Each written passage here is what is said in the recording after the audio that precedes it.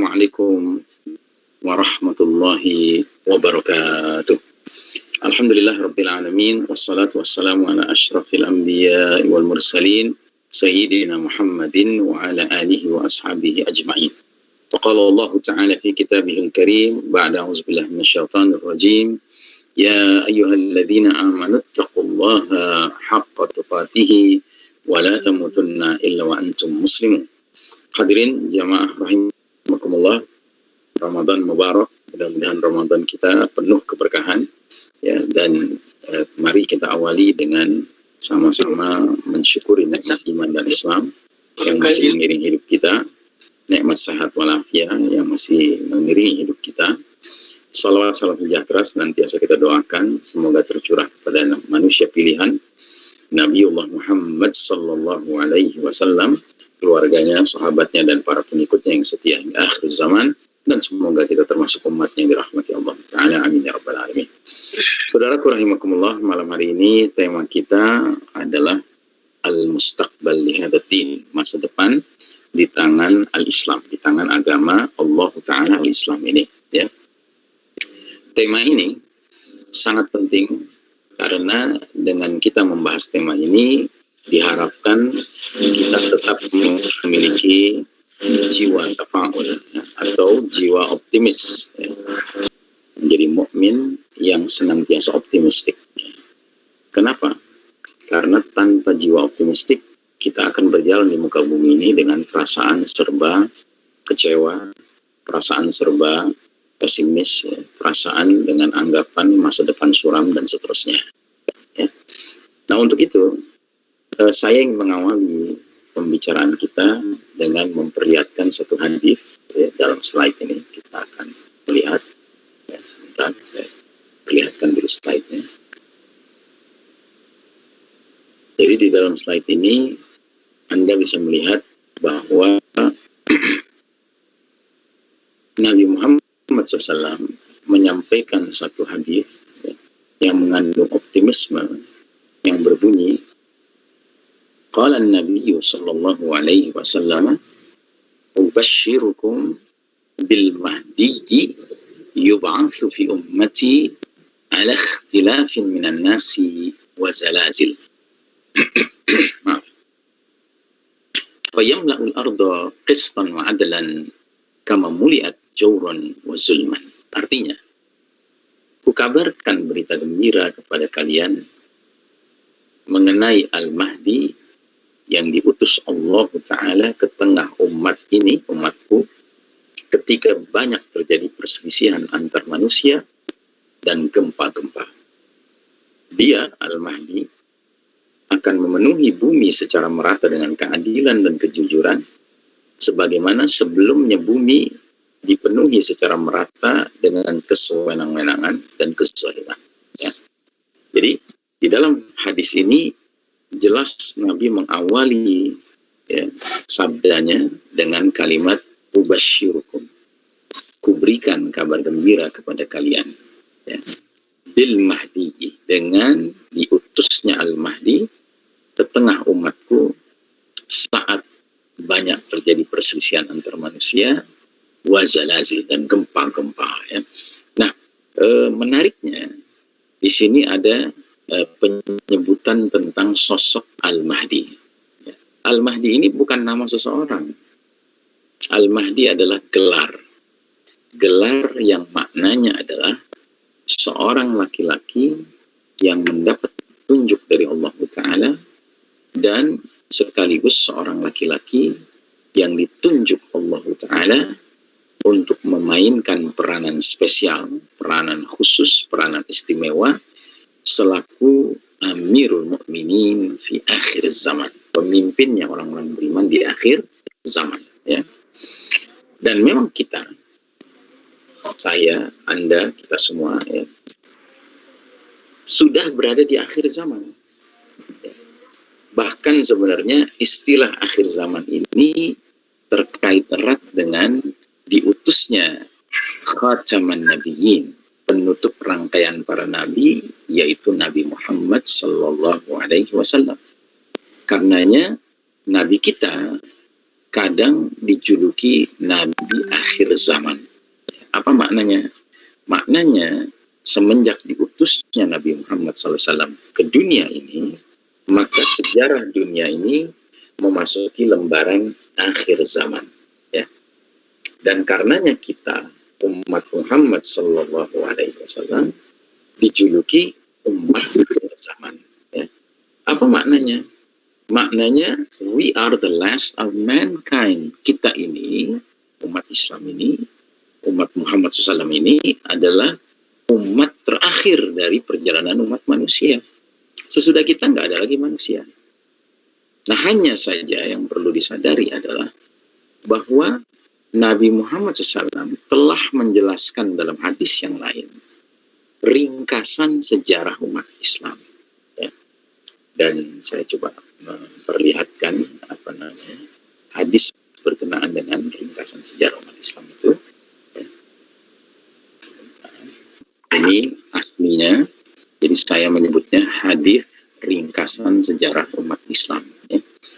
Dalam satu hadis ini, Nabi menjelaskan bahwa perjalanan umat Islam dari awal Nabi Muhammad SAW diutus sampai berakhirnya umur umat Islam. Dan ingat ya, umur umat Islam bukan berakhir saat kiamat terjadi, tidak. Karena umat Islam disayang sama Allah. Umat Islam, orang-orang beriman, tidak mengalami peristiwa dahsyatnya kiamat. Ya. Ada satu hadis Nabi mengatakan, sebelum kiamat terjadi, sudah dekat sekali akan terjadi, Allah Ta'ala akan memerintahkan suatu angin lembut, lebih lembut dari sutra, berhembus, aromanya wangi seperti misik, seperti kasturi. Tugas angin ini mewafatkan setiap orang beriman di muka bumi, sekalipun imannya tinggal seberat biji zarrah, seberat biji sawi, seberat biji atom. Asalkan ada imannya, diwafatkan oleh angin itu. Sehingga tersisa yang masih hidup, kata Nabi, adalah syirarin nas, orang-orang yang paling buruk, yang paling jahat, orang kafir 24 karat. Mereka akan melakukan aneka kemungkaran sampai Allah takdirkan mereka inilah yang mengalami dahsyatnya peristiwa kiamat. Ya. Nah, jadi saudaraku rahimakumullah, awal perjalanan umat Islam ditandai dengan diutusnya Nabi Muhammad SAW. Akhir perjalanan umat Islam ditandai dengan angin lembut mencabut roh setiap mukmin. Nah, jadi Nabi meringkas perjalanan umat ini sejak awal sampai akhir itu ke dalam 5 periode. Dan uniknya dalam hadis ini, kelima periode itu disebutkan satu persatu dan dikaitkan dengan karakter kepemimpinan daripada periode-periode itu. Ya. Kita lihat periode pertama, kata Nabi, takunun nubuwwatu fikum masya'allahu an takuna thumma yarfa'uha idza sya'a yarfa'aha.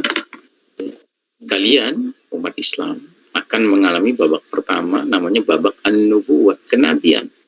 Selama masa yang Allah kehendaki, kemudian ketika Allah berkehendak, babak pertama itu pun berlalu. Ya. Babak pertama adalah babak kenabian karena generasi awal umat ini langsung dipimpin Nabi Muhammad SAW. Sebaik-baiknya pemimpin sepanjang sejarah umat Islam, bahkan sepanjang sejarah umat manusia. Kenapa? Karena Nabi kita bukan Nabi biasa. Nabi kita adalah Sayyidul Anbiya wal Mursalin, penghulunya para Nabi dan Rasul. Sehingga wajar ketika beliau menjadi pemimpin, itulah pemimpin terbaik sepanjang sejarah Bani Adam. Dan dia tidak berlangsung lama. Ya. Babak kenabian itu hanya berlangsung 23 tahun, Masya Allah. Nabi diangkat jadi Nabi usia 40, wafat usia 63 tahun. Sudah berlaku babak pertama. Terus kata Nabi datang babak kedua. Thumma takunu khilafatun ala minhajil nubuwwah. Fatakunu Masya Allah wa antakuna thumma yarfa'uha idza sya'allahu ayarfa'aha. Kemudian datang babak kedua, namanya babak kekhalifahan, yang mengikuti, yang sesuai metode kenabian dalam hal kepemimpinannya. Selama masa yang Allah kehendaki, kemudian ketika Allah berkehendak, babak itu pun berlalu. Dan sudah berlalu. Dan babak kedua itu tidak lama juga, cuma berlangsung 30 tahun. Sesuai dengan prediksi kenabian. Nabi sudah memprediksikan waktu Nabi masih hidup. Nabi sudah katakan, setelah aku berlalu akan muncul al-khulafa'u salafuna aman. Setelah aku berlalu akan muncul para khalifah 30 tahun. Ya. Wa ba'da dzalika al-muluk. Setelah itu raja-raja. Nah, jadi babak kedua adalah babak kepemimpinan sahabat-sahabat pilihan yang merupakan generasi kepemimpinan terbaik setelah Nabi Muhammad SAW. Mereka terdiri dari para sahabat yang mubasysyirina bil jannah. Sudah dikabarkan berita gembira oleh Nabi akan menjadi penghuni surga. Mereka ini sering dijuluki khulafaur rasyidin, khalifah-khalifah yang terbimbing oleh Allah Subhanahu wa taala. Siapa mereka? Mereka lah Abu Bakar As-Siddiq, Umar bin Khattab, Utsman bin Affan, Ali bin Abi Thalib, dan sebagian sejarawan menambahkan Hasan bin Ali. Ya, total kepemimpinan mereka 30 tahun persis ya. Makanya kadang ada yang menambahkan Hasan bin Ali karena kalau tidak ditambahkan nggak genap 30 tahun, masih kurang 9 atau 7 bulan. Tapi dengan dimasukkannya Hasan bin Ali lengkaplah persis 30 tahun. Ya. Sudah berlalu babak kedua. Dan itu adalah babak kepemimpinan terbaik setelah Nabi Muhammad SAW memimpin. Untuk selanjutnya datang babak ketiga, yang kata Nabi merupakan babak, ya, mari kita lihat hadisnya. Tsumma takunu mulkan 'abdan fayakunu masyaallah an ayyakuna tsumma yarfa'uha idza syaa yarfa'aha. Kemudian datang babak para raja yang menggigit selama masa yang Allah kehendaki. Kemudian ketika Allah berkehendak, babak ketiga itu pun berlalu. Dan ternyata dalam catatan sejarah Allah, babak ketiga ini berlangsung amat sangat lama. Ya, dia berlangsung 13 abad. Persisnya 1302 tahun. Karenanya dia diawali pada tahun ke-40 Hijriah. Dia berakhir tahun 1342 Hijriah. Atau 1924 Masehi. Nah, apa yang terjadi selama babak ketiga ini? Selama babak ketiga, umat Islam memiliki pemimpin tertinggi yang gelarnya sama dengan gelar pemimpin tertinggi umat Islam di babak kedua. Apa itu? Khalifah. Ya. Sama. Ya. Dan karena sama-sama dipimpin oleh pemimpin tertinggi bergelar khalifah, berarti sistem bermasyarakat, bernegara umat Islam tetap sama, khilafah. Apa ciri khas khilafah?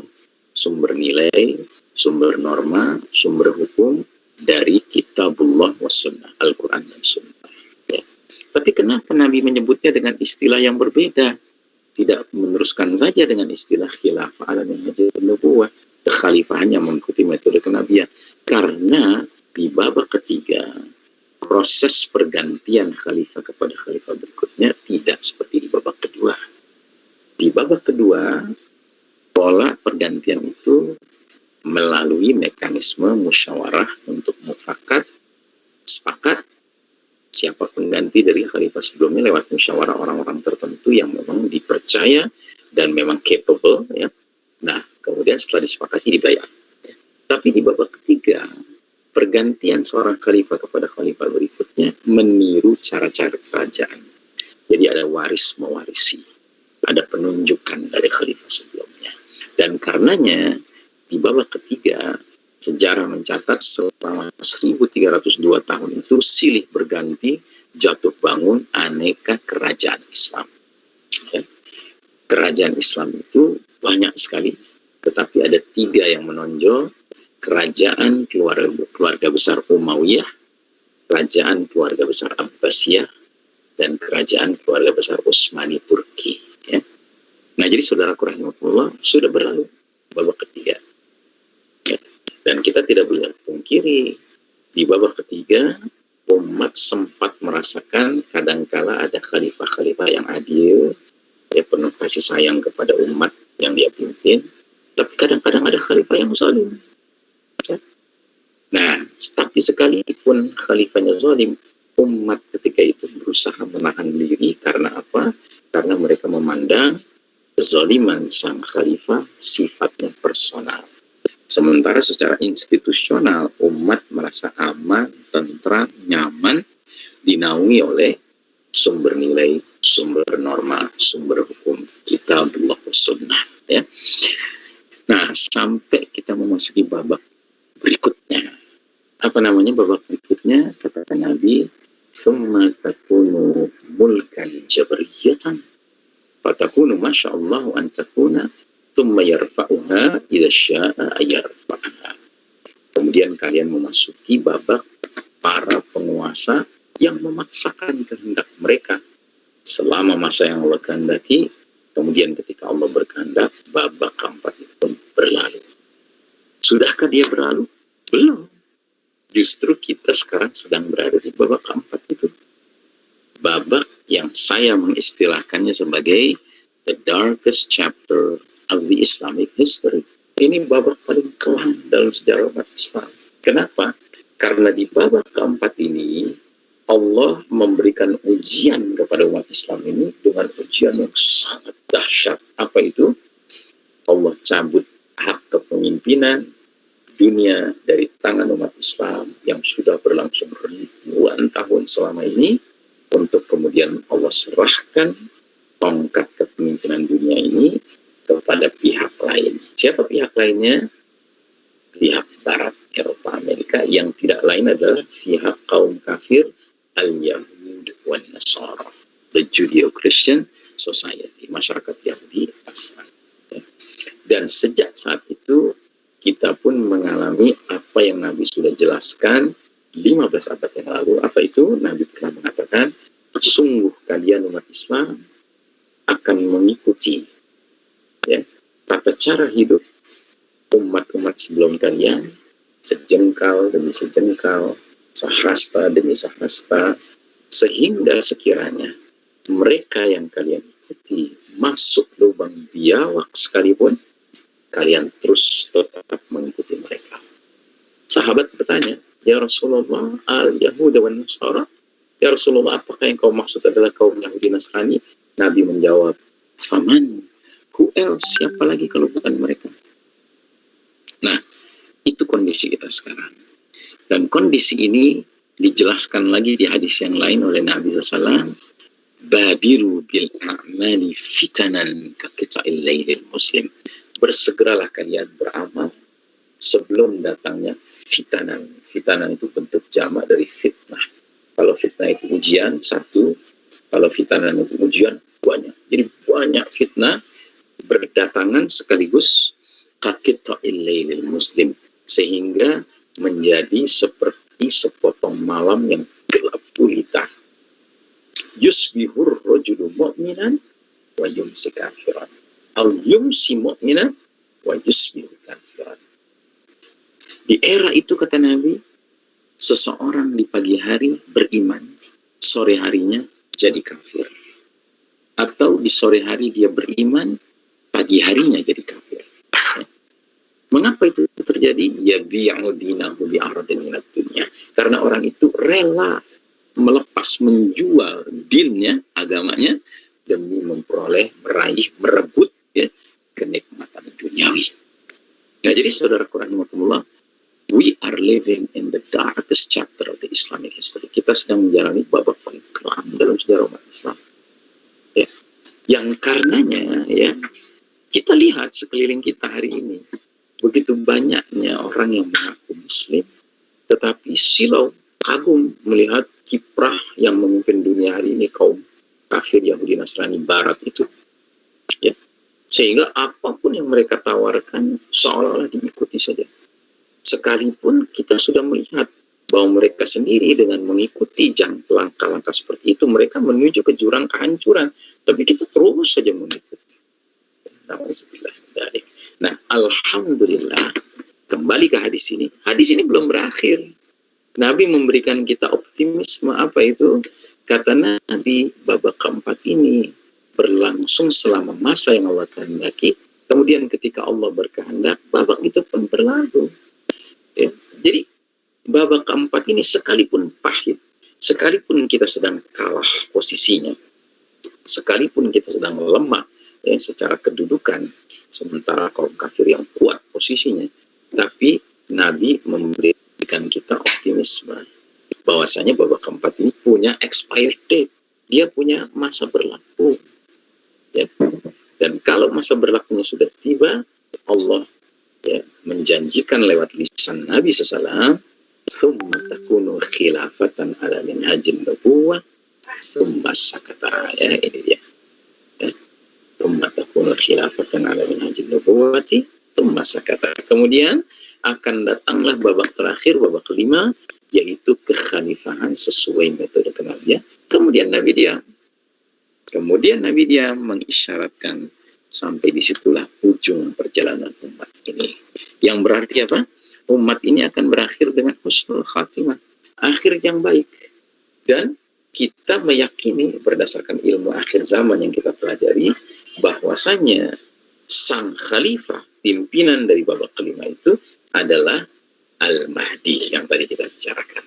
Karenanya kembali kepada tema besar kita, al-mustaqbal li hadzal din, masa depan di tangan agama ini, di tangan Islam. Insya Allah itu akan terjadi. Namun yang kita harus sadari adalah perpindahan kita dari babak keempat menuju babak kelima, ya kan? Itu akan melalui suatu kaedah yang digambarkan Allah dalam surat Alam Nashrah, yaitu kaidah yang berbunyi, fa inna ma'al usri yusran, inna ma'al usri yusran, sesungguhnya beserta kesulitan akan ada kemudahan. Kemudahannya apa? Hadirnya Al-Mahdi. Kesulitannya apa? Bencana-bencana huru hara akhir zaman yang harus kita hadapi dalam waktu yang tampaknya nggak lama lagi. Kenapa demikian? Ya dari mana kita tahu nggak lama lagi? Karena kita makin hari makin melihat betapa mereka yang memimpin dunia hari ini, kaum kafir ini, semakin jumawa, ya kan? Semakin togo, semakin melampaui batas. Ya. Dan ketika Allah Ta'ala yang maha tahu dan maha berkuasa, ya, sudah menilai tingkat melampaui batasnya peradaban kekufuran ini, sudah tidak bisa ditolerir lagi, niscaya Allah akan datangkan, ya, ketentuannya. Apa itu ketentuannya? Azab. Azab akan datang.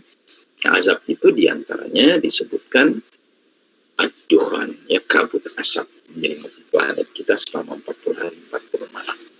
Dan uniknya kabut asap ini seperti bisa mendeteksi mana orang beriman, mana orang kafir munafik. Ya. Sehingga dikatakan dalam hadis, kabut asap bila menerpa orang beriman sebatas mengalami zakmah, pilek, flu, bahkan bersin saja. Sebaliknya, orang kafir munafik ketika terpapar kabut asap ini, badan mereka membengkak, ya, keluar cairan-cairan dari tubuhnya, dan kata mereka tersiksa. Bahkan kata Abdullah bin Umar radhiyallahu anhuma, putranya Umar bin Khattab, dalam salah satu atsarnya, bila kabut asap ini masuk ke telinga orang kafir dan munafik, mereka akan merasakan kepala mereka seperti kepala hewan terpanggang. Ya. Nah, tapi bukan hanya dukhan yang akan dialami, akan banyak peristiwa-peristiwa dahsyat lainnya dialami. Di antaranya tadi disebutkan dalam hadisnya, Al-Mahdi itu diutus saat perselisihan antar manusia menjadi-jadi. Kenapa manusia berselisih? Karena ketika dukhan terjadi, gelap semua 40 hari 40 malam, maka tumbuh-tumbuhan, tanam-tanaman tidak bisa menghasilkan. Orang kelaparan. Ketika orang kelaparan, orang bisa berebut sampai berbunuh-bunuhan. Ya. Nah, itu situasinya, mengerikan sekali. Belum lagi kemudian terjadi banyak gempa, sebagaimana hadis tadi. Ya.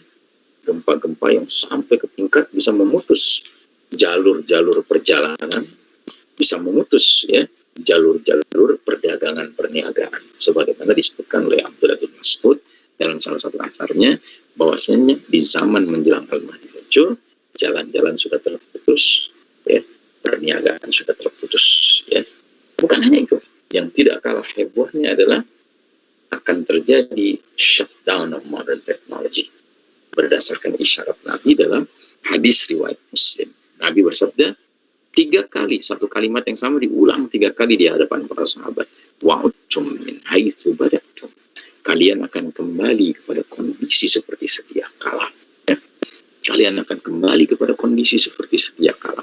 Kalian akan kembali kepada kondisi seperti sedia kala. Maknanya, waktu para sahabat mendengar ini, mereka tidak nyambung apa maksud Nabi.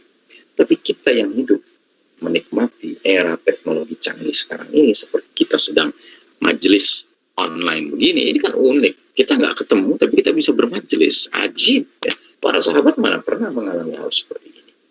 Nah, kita bisa memahami, oh ini maknanya teknologi canggih ini akan shutdown, akan berakhir. Ya. Dan kalau dia berakhir, kata Syekh Mubayyad dalam kitabnya Ensiklopedia Akhir Zaman, saya anjurkan Anda membaca kitab ini. Ya.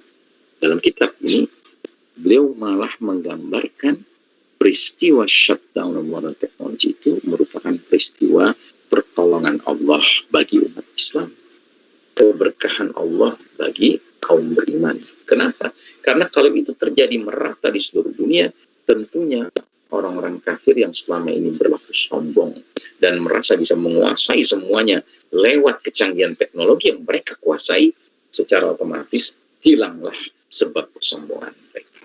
Ya. Dan kita umat Islam akhirnya menjadi setara dengan mereka. Kita tidak mungkin mengejar ketertinggalan kita di bidang teknologi dengan mereka. Kenapa? Karena mereka sendiri tidak rela kita bisa mengejar ketertinggalan, apalagi mengalahkan mereka di bidang teknologi. Oh, tidak bisa.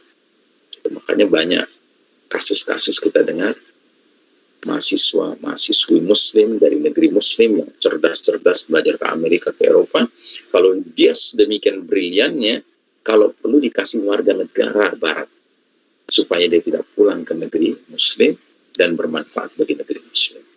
Dia mengalami brain drain, ya, penyedotan akalnya, otaknya oleh pihak barat untuk kepentingan barat, bukan untuk kepentingan Islam dan negeri-negeri kaum muslimin.